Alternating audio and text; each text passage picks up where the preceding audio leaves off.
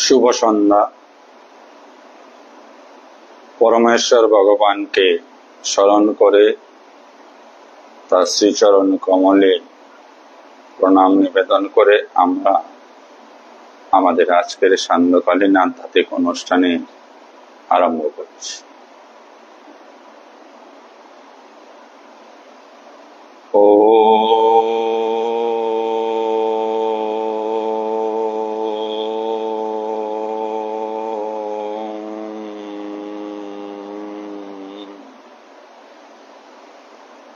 শ্রী পরমাত্মনে নমঃ। প্রতিদিনকার মতো আজও আমরা আমাদের স্বরূপ চিন্তন করব।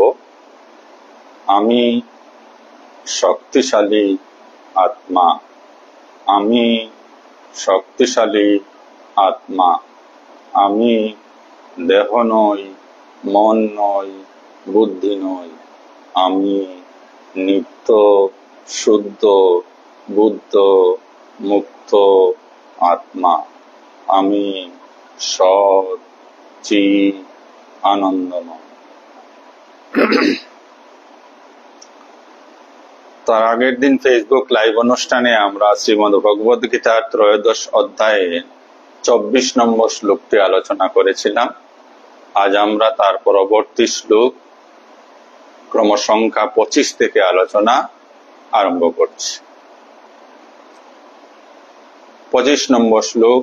ভগবান উবাচ অন্যে তু এবং অজানন্তঃ, অন্যে তু এবং অজানন্তঃ শ্রুত্বা অন্যেব উপাসতে তেহপি চ পতিতরন্তি এব মৃত্যুং শ্রুতি পরায়ণঃ। অন্যে অন্য ব্যক্তি, অন্য ব্যক্তি কারা? যারা ভগবানের মতে, যা তিনি 24 নম্বর শ্লোকে বলেছিলেন যে কিছু মানুষ জ্ঞান যোগের মাধ্যমে, কিছু মানুষ কর্মযোগের মাধ্যমে, কিছু মানুষ ধ্যান যোগের মাধ্যমে নিজের মধ্যেই সেই পরমাত্মাকে আবিষ্কার করে। যারা ধ্যান জ্ঞান কর্ম বা ভক্তি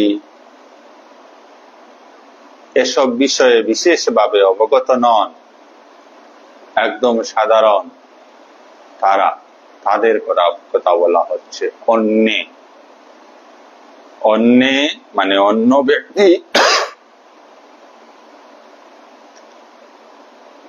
তু এবং, তু মানে কিন্তু, এবং এইভাবে, তারা কিন্তু এইভাবে, অজানন্তঃ এই সাধন পদগুলি না জেনে, অর্থাৎ ধ্যান যোগ জ্ঞান যোগ ভক্তি যোগ এই পদগুলি না জেনে এই সাধারণ মানুষেরা কিন্তু সত্তা শ্রবণ করে অন্যেভ অন্যের নিকট থেকে উপাসতে উপাসনা করে।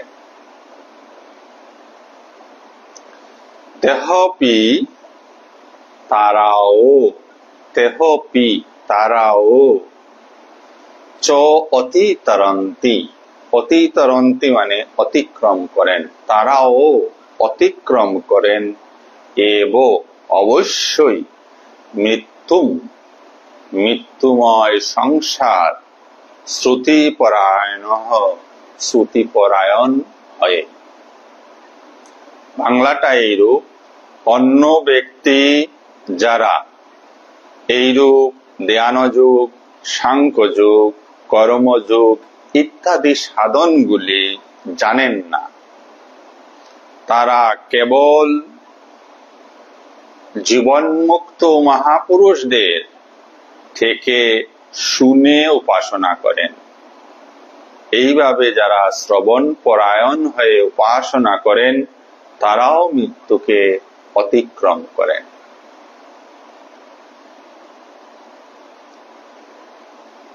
পৃথিবী প্রতিটা মানুষের লক্ষ্য হচ্ছে মুক্ত হওয়া।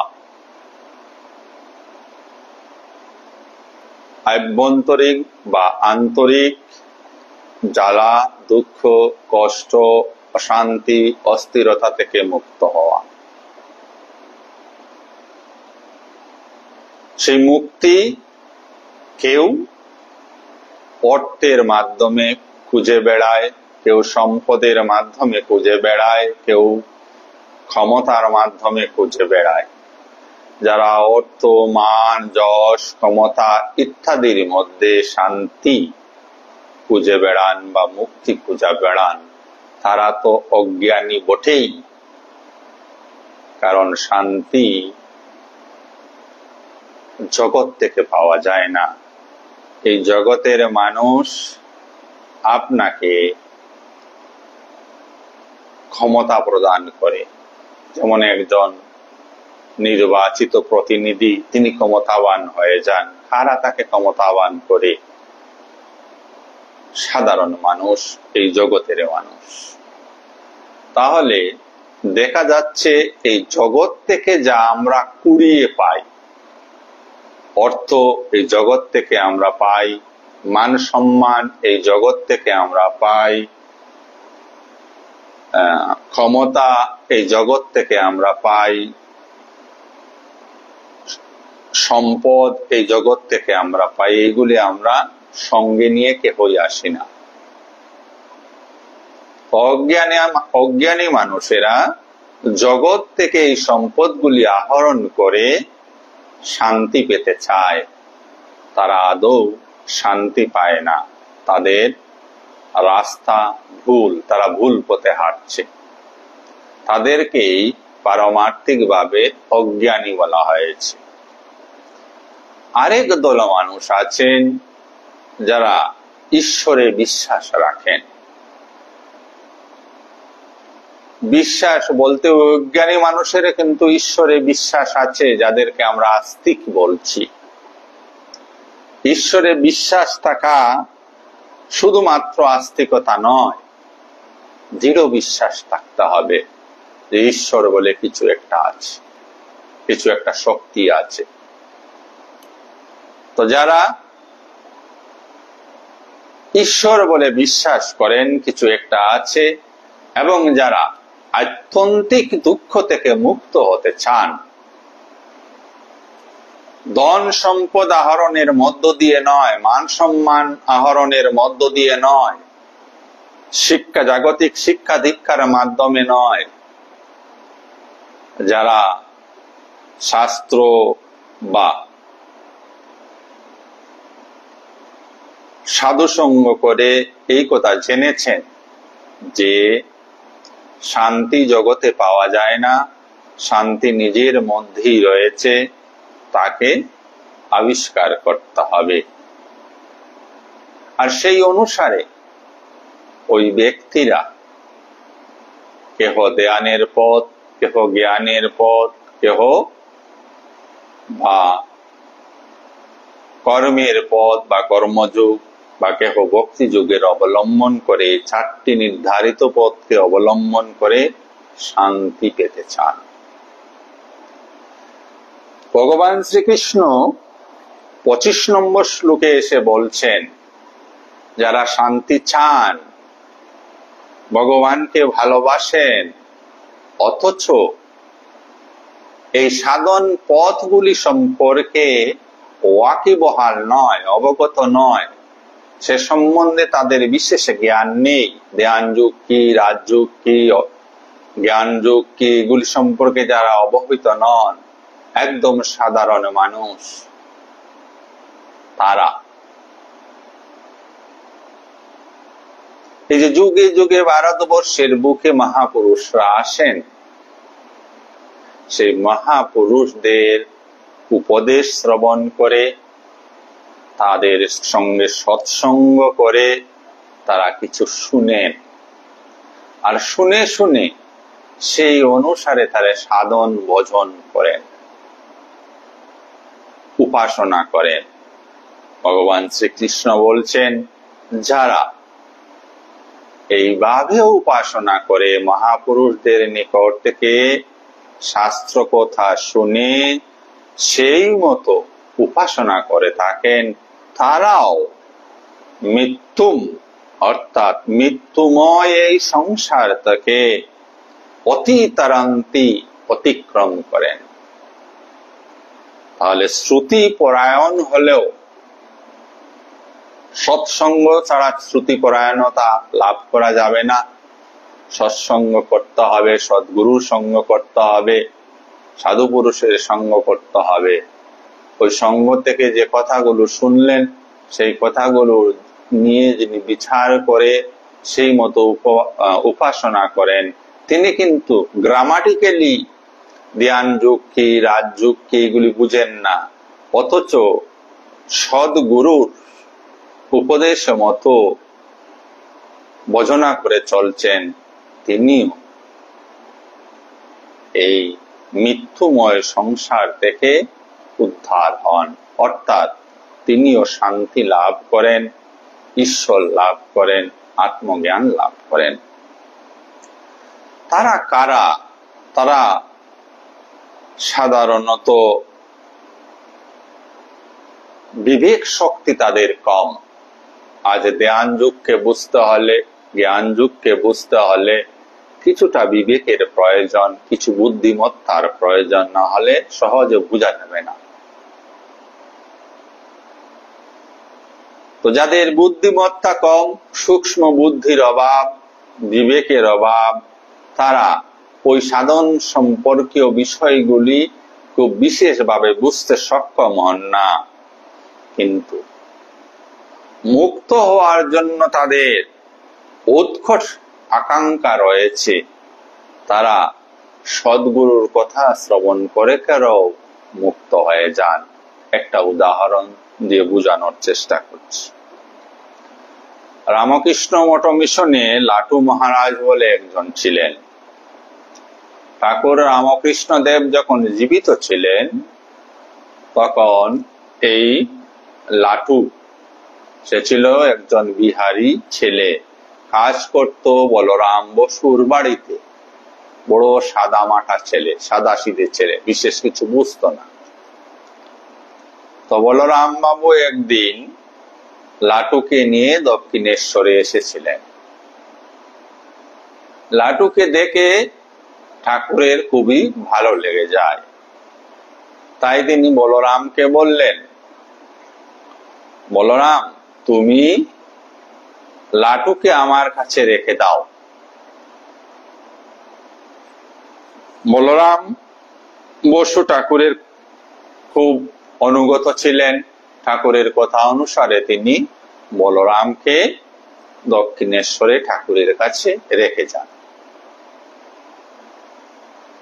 এই লাটু মহারাজ বা লাটু তখন তো মহারাজ হননি, তার কি কাজ ছিল? সে ঠাকুরের সেবা শুশ্রূষা করত, ঠাকুরের কথাগুলি শুনত। তো একদিন সে তখন এই নরেন্দ্রনাথ দত্ত, আরো রাকাল, শশী, এই বিদ্বান ছেলেরা আসতে শুরু করেছেন, কেশব সেন এরা আসছেন। তো ওইখানে যে গভীর বা গম্ভীর যে শাস্ত্র আলোচনা হয়, সেই আলোচনা সম্পর্কে লাটু বিশেষ কিছু বুঝতো না। না বোঝায় সে একদিন ঠাকুরকে জিজ্ঞাসা করলো, ঠাকুর আমি তো অত শত বুঝি না, তুমি কি কি কেন বলতে থাকো, তারা কি কি বলতে থাকে, আমি তো অত শত বুঝি না, তো আমার কি হবে, আমার কি মুক্তি হবে না? তখন ঠাকুর বললেন, পর মুক্তি হবে, তোকে ওসব করতে হবে না, তুই যা করছিস তাই কর, তুই যাই করছিস তাই কর, তুই আমার সেবা শুশ্রূষা কর, তাতেই তোর হয়ে যাবে। সে তখন ঠাকুরের কথা শুনে প্রীত হলো এবং আরো মনোযোগের সঙ্গে ঠাকুরের সমস্ত ধরনের সেবা করতে থাকলো। এই সেবা করতে করতেই ঠাকুরের অশেষ কৃপায় লাটু সন্ন্যাসী হয়ে গেল, লাটুর মহারাজ নামে খ্যাত হলেন। সেই লাটু মহারাজ ঠাকুর রামকৃষ্ণ দেব নামক সদ্গুরুর সৎসঙ্গে এই সংসার, মৃত্যুময় সংসার অতিক্রম করেছে। সেই ক্ষেত্রে অটুট বিশ্বাসের প্রয়োজন, দৃঢ় কর্তব্য বুদ্ধির প্রয়োজন। কিছু মানুষ পৃথিবীতে বড় সাদামাটা মানুষ, তারা পূর্ব পশ্চিম বিশেষ বুঝেন না। সেই মানুষদের কথা এখানে ভগবান শ্রীকৃষ্ণ বলছেন। এই সাদামাটা মানুষগুলো কি করবে? তাদের বুদ্ধিও কম, তারা কি করবে? তারা ওই সদ্গুরুর সেবা করে, সদ্গুরুর উপদেশ বাক্য শ্রবণ করে মুক্তি লাভ করতে পারবে। তাহলে সব ধরনের মানুষের মুক্ত হওয়ার সম্ভাবনা আমাদের শাস্ত্র করে দিয়েছেন। বিবেকশীল বুদ্ধিমান ব্যক্তিও যেমন যে কোনো চারটি পথের একটি পথকে অনুসরণ করে বা চারটি পথের সমন্বয় করেও মুক্ত হতে পারেন, ঠিক তদ্রূপ ভাবে একজন অতি সাধারণ মানুষ, কম বুদ্ধিমান মানুষ, সহজ সরল মানুষ, তিনিও সদ্গুরুর সংস্পর্শে এসে সদ্গুরুর উপদেশ মতো উপাসনা করেও মুক্ত হতে পারেন। আমরা যাই তার পরবর্তী শ্লোকে, শ্লোক ক্রম সংখ্যা 26।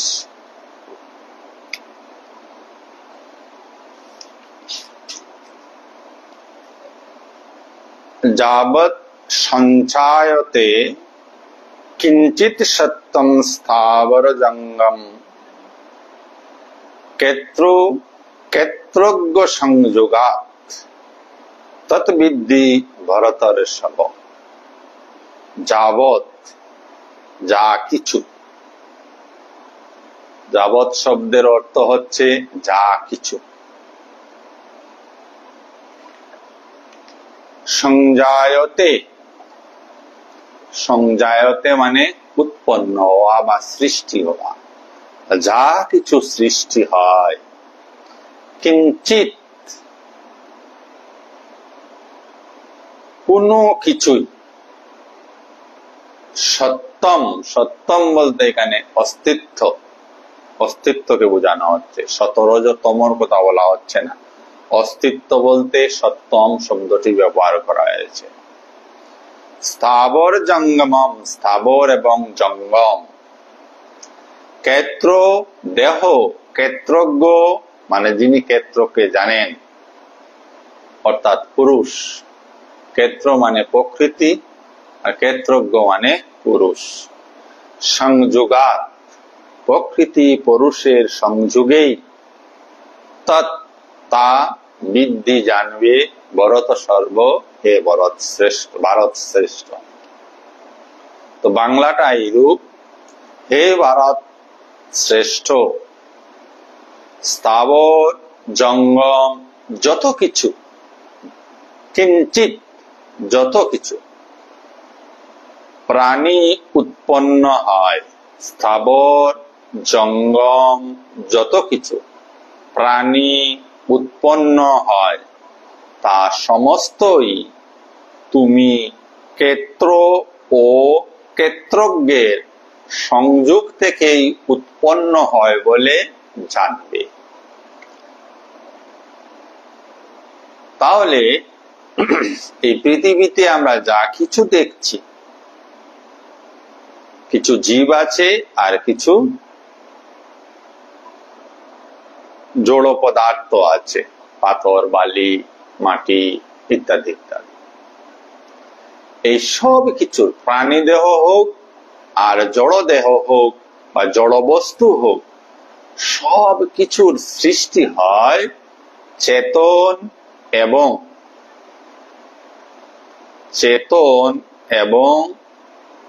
জড়ের সংযোগে, অর্থাৎ প্রকৃতি এবং পুরুষের সংযোগে, অথবা ক্ষেত্র এবং ক্ষেত্রজ্ঞের সংযোগে। যেমন আমাদের যে সৃষ্টি হয়েছে, আমরা যে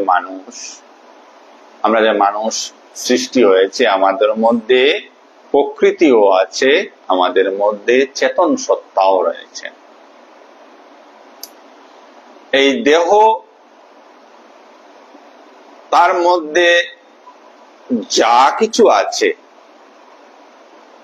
আমরা জানি আমাদের দেহ তৈরি হয়েছে 5টি তত্ত্বের দ্বারা, 5টি মহাভূতের দ্বারা, ক্ষিতীয় মরুভূম তেজ। তাই এই দেহের মাংস, এই দেহের হাড়, এই দেহের রক্ত, এই দেহের কুশিকা, এই দেহের চুল, এই সমস্ত কিছু জড় পদার্থ, ইভেন মন পর্যন্ত জড় বস্তু। অথচ আমাদের মধ্যে এক চেতন সত্তা রয়েছে। তাই একটি প্রাণী দেহ চেতন এবং জড় বা ক্ষেত্র এবং ক্ষেত্রজ্ঞের সংযোগেই উৎপন্ন হয়, বা প্রকৃতি এবং পুরুষের সংযোগে উৎপন্ন হয়। শুধু চেতন বস্তুর দ্বারা প্রাণী দেহ তৈরি হবে না, শুধু জড় বস্তুর দ্বারা প্রাণী দেহ তৈরি হবে না। একটি দেহ থেকে যখন চেতন পদার্থ সরে যায়, তখন দেহটি মৃত হয়ে যায়। মৃত দেহ এবং জীবিত দেহের মধ্যে আকারগতভাবে, প্রকৃতিগতভাবে কোনো প্রভেদ নেই, as it is। কিন্তু চেতন সম্পন্ন একটি দেহ, যাকে আমরা জীবিত বলি, সেই দেহটি যেহেতু তার মধ্যে চৈতন্যতা রয়েছে, তার মধ্যে অনুভব হয়।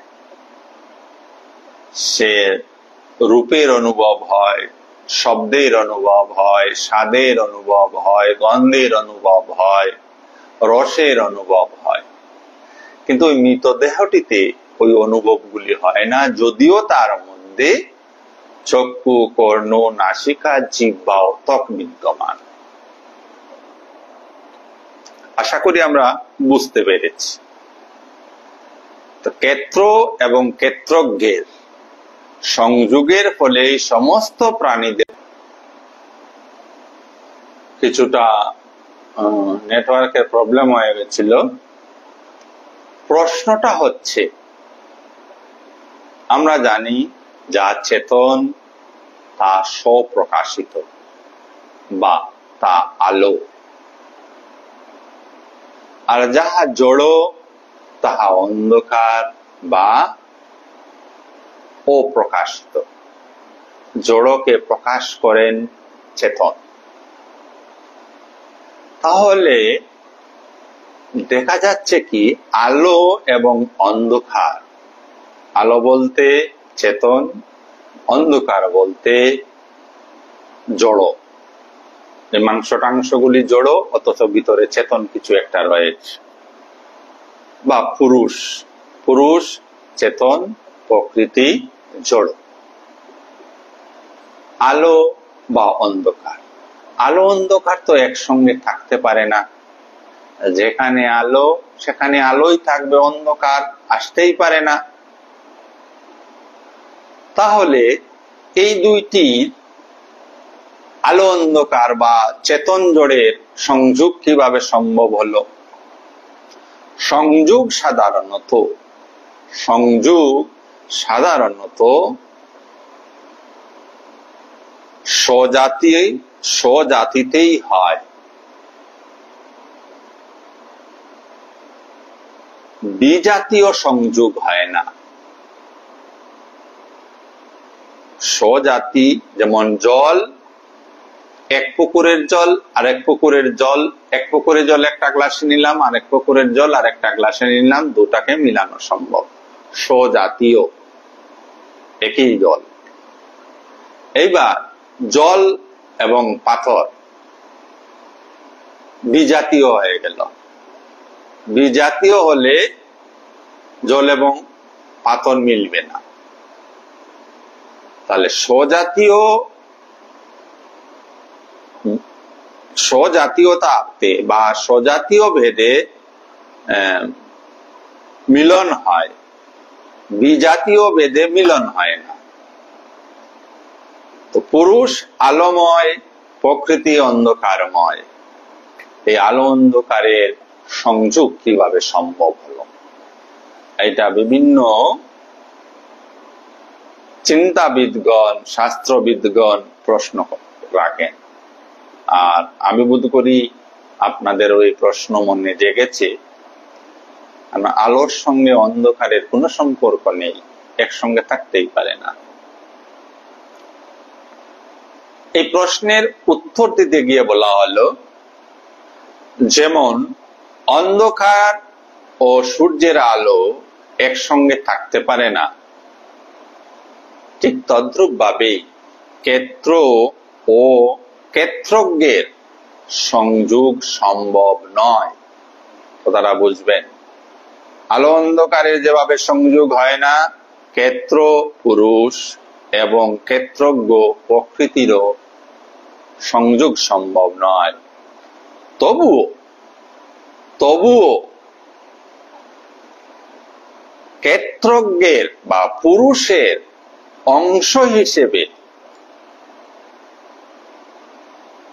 প্রকৃতি কিন্তু পুরুষ থেকে জ্ঞানের দৃষ্টিতে আলাদা। প্রকৃতি এসছে কোথা থেকে? প্রকৃতিরও সৃষ্টি পরম পিতা থেকে, পরমাত্মা থেকে, পুরুষ থেকে। আর যেহেতু প্রকৃতি বা মায়া ভগবানেরই শক্তি, পরমাত্মারই শক্তি, তাই তিনি মায়াকে আশ্রিত করে ভগবান শ্রীকৃষ্ণ এই গীতাতে বারংবারই বলেছেন যে মায়াকে আশ্রয় করে আমি যুগে যুগে আসি। পুরুষের অধীনস্থ মায়া, মায়ার অধীনস্থ পুরুষ নয়। অর্থাৎ পরমাত্মার অধীনস্থ মায়া বা প্রকৃতি, প্রকৃতির অধীনস্থ মায়া নয়। তাই যেহেতু পরমাত্মার অধীনস্থ প্রকৃতি বা মায়া বা জড়, তাই জড়তাকে আশ্রয় করে, মায়াকে আশ্রয় করে পুরুষ জড়ের মধ্যেও তার চৈতন্যতার গুণকে প্রকাশ করতে সম্ভব। একমাত্র পরমাত্মার ক্ষেত্রে এই নিয়ম প্রযোজ্য। জাগতিকভাবে আলো অন্ধকার কখনো একসঙ্গে দেখা যাবে না। যদি অন্ধকার আপনার রুমে এই মুহূর্তে আনতে হয়, তাহলে সমস্ত লাইটকে অফ করতে হবে, অর্থাৎ আলোর অভাব ঘটিয়ে দিতে হবে, তবেই আপনার রুমটি অন্ধকার হবে। আর যদি অন্ধকারকে বিতাড়িত করতে হয়, তাহলে আপনাকে পুনরায় সমস্ত লাইট জ্বালাতে হবে। তাই জাগতিকভাবে বিজাতীয় বস্তুর মধ্যে কখনো, অর্থাৎ আলো এক জাতের, অন্ধকার আরেক জাতের, বিজাতীয় বস্তুর মধ্যে সংযোগ সম্ভব নয়। একমাত্র পরমাত্মার ক্ষেত্রে সেই সংযোগ সম্ভব।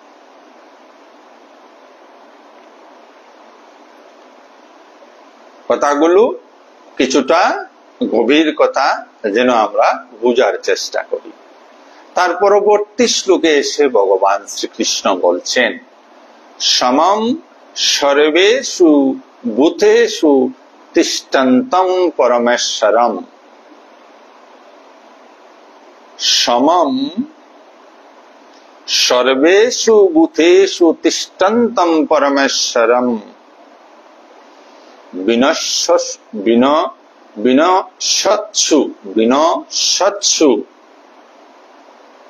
ও বিনশ্যন্তম বিনশ্যৎসু ও বিনশ্যন্তম ইয়ো পশ্যতি স পশ্যতি। খুব সুন্দর শ্লোক। সমম সর্বেষু, সমম ভাবে সমভাবে, সর্বেষু ভূতেষু সমস্ত জীবে, সমভাবে সমস্ত জীবে, তিষ্ঠন্তম অবস্থিত, পরমেশ্বরম পরমেশ্বর, প্রত্যেকটি জীবের মধ্যে পরমেশ্বর সমভাবে অবস্থিত।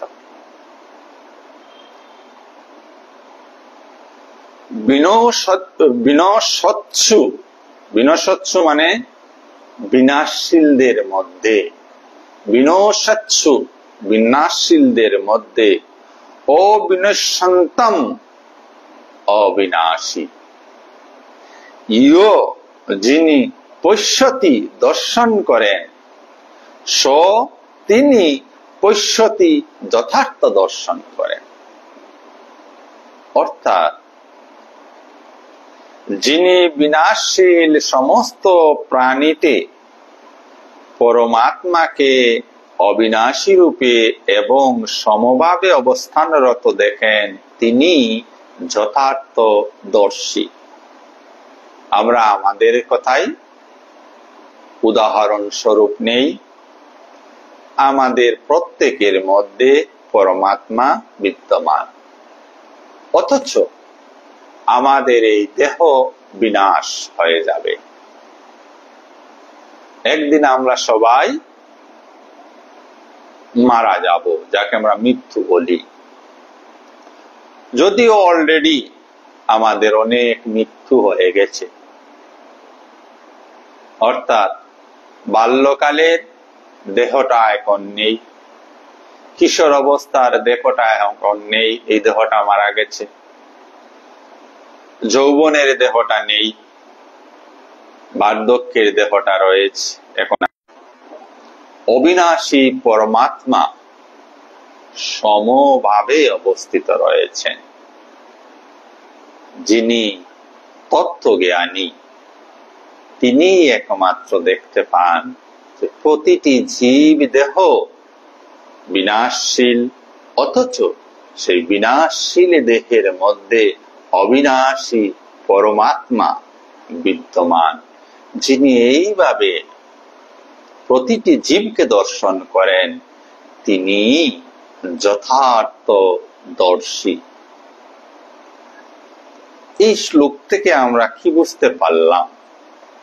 আমরা যথার্থ দর্শন করতে পারি না, অর্থাৎ আমরা সত্যকে দর্শন করতে পারি না, জানি না। আমাদের মন এখনো অন্ধকারে আচ্ছন্ন, মায়ায় আচ্ছন্ন। তাই আমরা মানুষকে মানুষ দেখছি, কুকুরটাকে কুকুর দেখছি। ওই কুকুরের ভিতরে যে পরমাত্মা রয়েছেন, ওই মানুষটির ভিতরে যে পরমাত্মা রয়েছেন, সেই বোধ আমাদের হয় না।